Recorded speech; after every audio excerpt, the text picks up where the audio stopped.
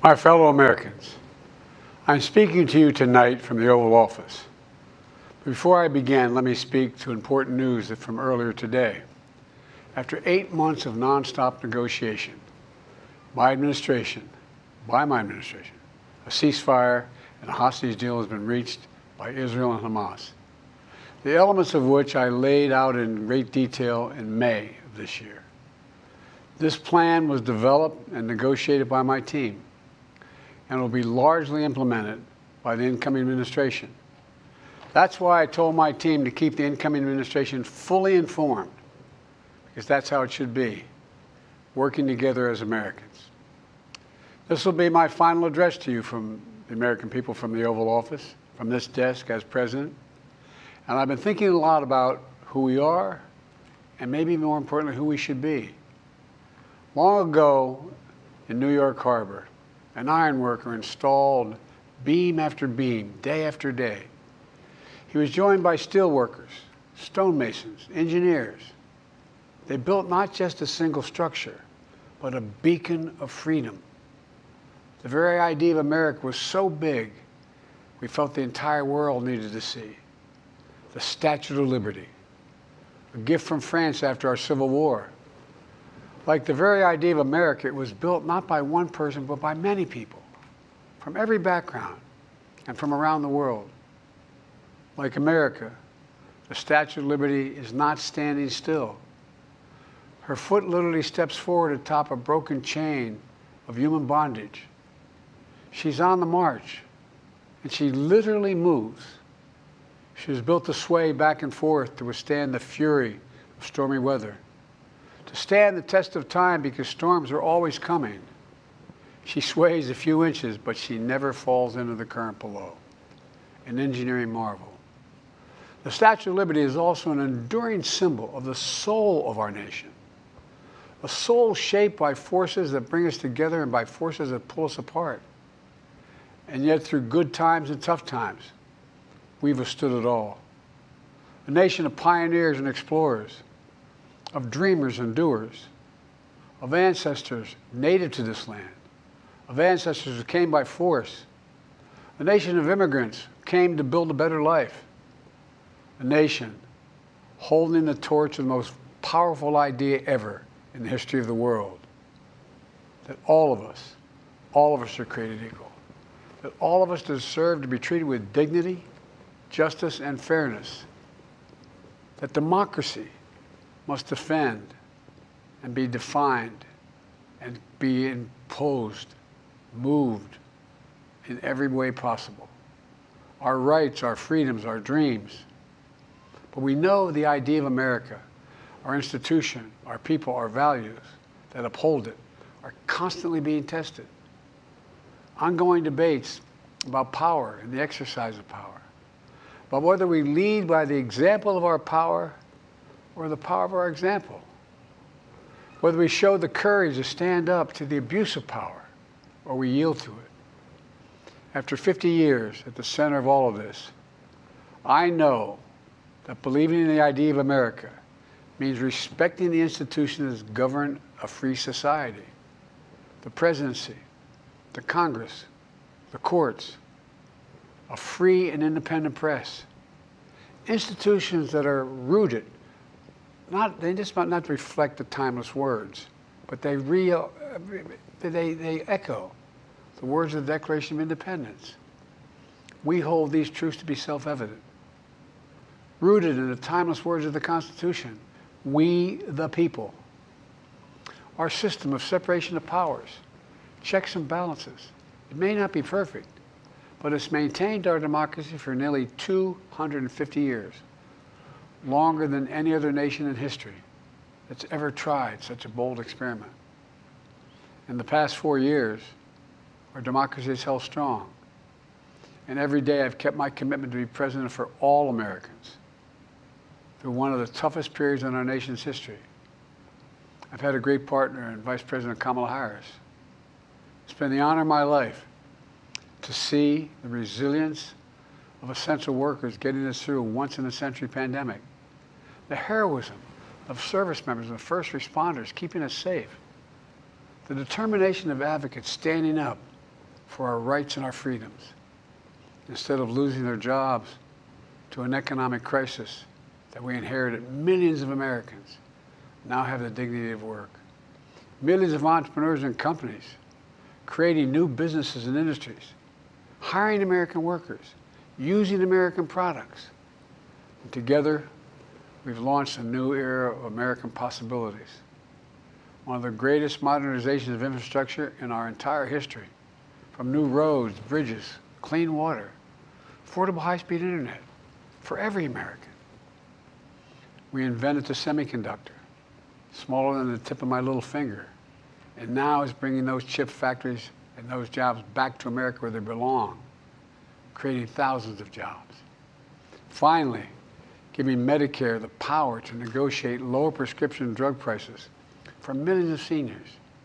And finally, doing something to protect our children and our families by passing the most significant gun safety law in 30 years and bringing violent crime to a 50-year low, meeting our sacred obligation to over 1 million veterans so far who are exposed to toxic materials, and to their families, providing medical care and education benefits and more for their families.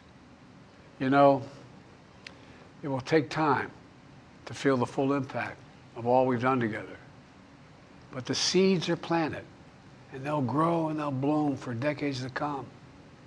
At home, we've created nearly 17 million new jobs, more than any other single administration, a single term. More people have health care than ever before. And overseas, we've strengthened NATO. Ukraine is still free. And we pulled ahead of our competition with China, and so much more. I'm so proud of how much we've accomplished together for the American people. And I wish the incoming administration success, because I want America to succeed. That's why I've held my duty to ensure a peaceful and orderly transition of power, to ensure we lead by the power of our example. I have no doubt that America is in a position to continue to succeed. That's why my farewell address tonight, I want to warn the country of some things that give me great concern. This is a dangerous and that's the dangerous concentration of power in the hands of a very few ultra-wealthy people. And the dangerous consequences if their abuse of power is left unchecked. Today, an oligarchy is taking shape in America of extreme wealth, power, and influence that literally threatens our entire democracy, our basic rights and freedoms, and a fair shot for everyone to get ahead. We see the consequences all across America, and we've seen it before, more than a century ago. But the American people stood up to the robber barons back then and busted the trusts. They didn't punish the wealthy. They just made the wealthy play by the rules everybody else had to. Workers want rights to earn their fair share. You know, they were dealt into the deal, and it helped put us on a path to building the largest middle class, the most prosperous century any nation in the world has ever seen. And we've got to do that again. In the last 4 years, that is exactly what we've done. People should be able to make as much as they can, but play by the same rules, pay their fair share of taxes. So much is at stake. Right now, the existential threat of climate change has never been clearer. Just look across the country, from California to North Carolina. That's why I signed the most significant climate and clean energy law ever in the history of the world, and the rest of the world is trying to model it now. It's working, creating jobs and industries of the future. Now, we've proven we don't have to choose between protecting the environment and growing the economy. We're doing both. The powerful forces want to wield their unchecked influence to eliminate the steps we've taken to tackle the climate crisis, to serve their own interest for power and profit. We must not be bullied into sacrificing the future of our children and our grandchildren. We must keep pushing forward and push faster. There's no time to waste. It's also clear that American leadership in technology is an unparalleled source of innovation that can transform lives. We see the same dangers of the concentration of technology, power, and wealth.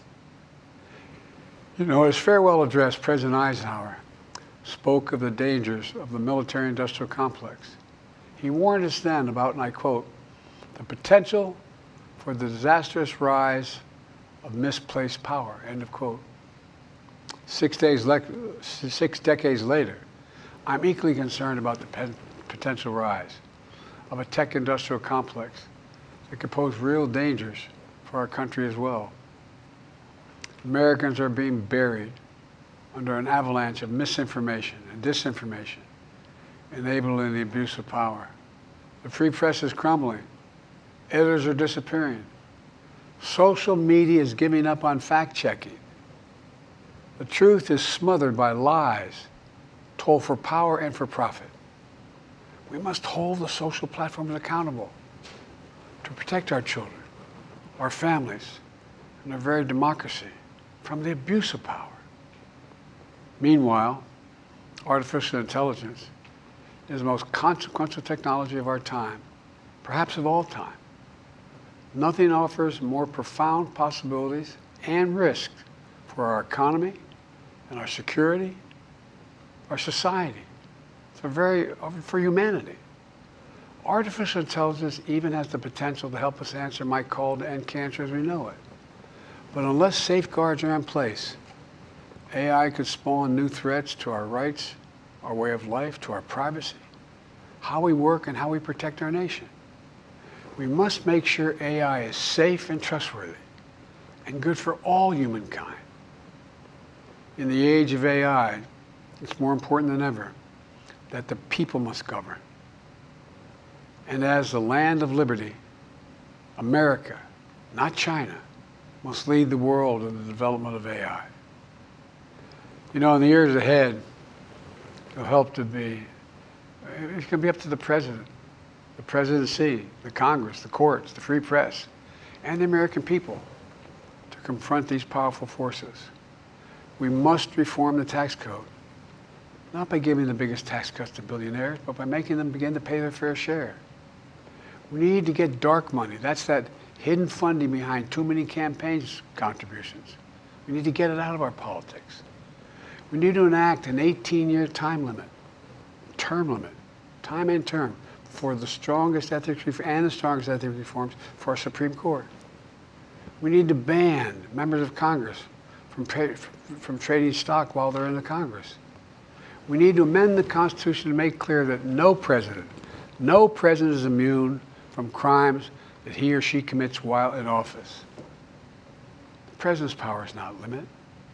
It's not absolute, and it shouldn't be. And in a democracy, there's another danger to the concentration of power and wealth. It erodes a sense of unity and common purpose.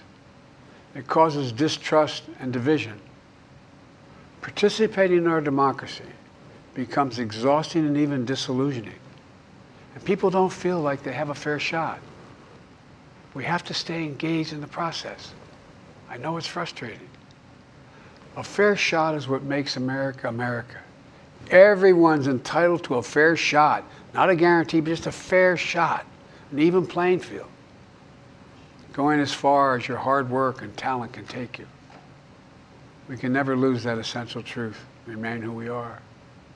I've always believed, and I've told other world leaders, America can be defined by one word: possibilities.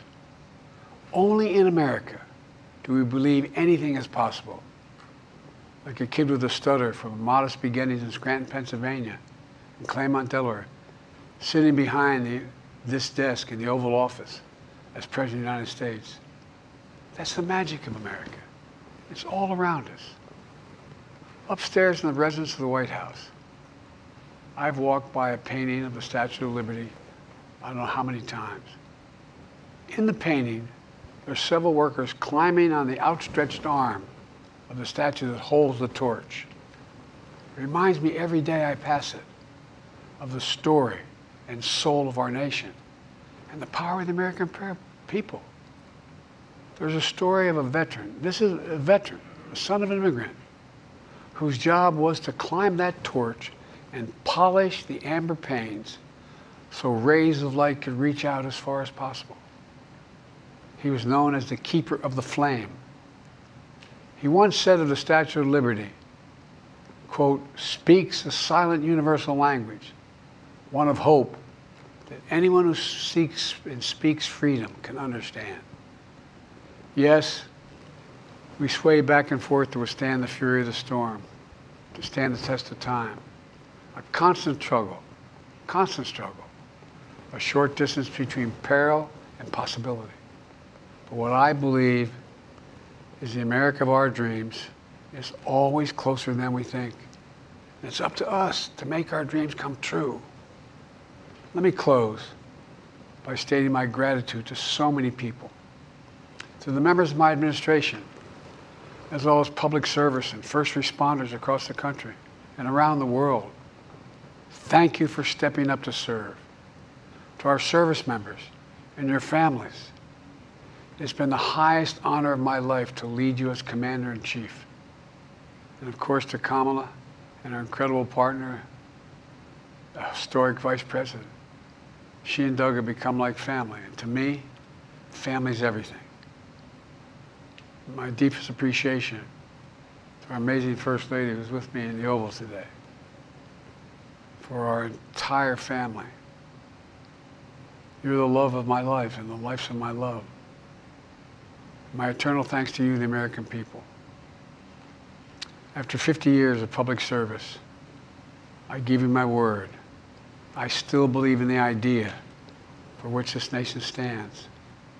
A nation where the strength of our institutions and the character of our people matter and must endure. Now it's your turn to stand guard. May you all be the keeper of the flame. May you keep the faith. I love America. You love it too. God bless you all. And may God protect our troops. Thank you for this great honor.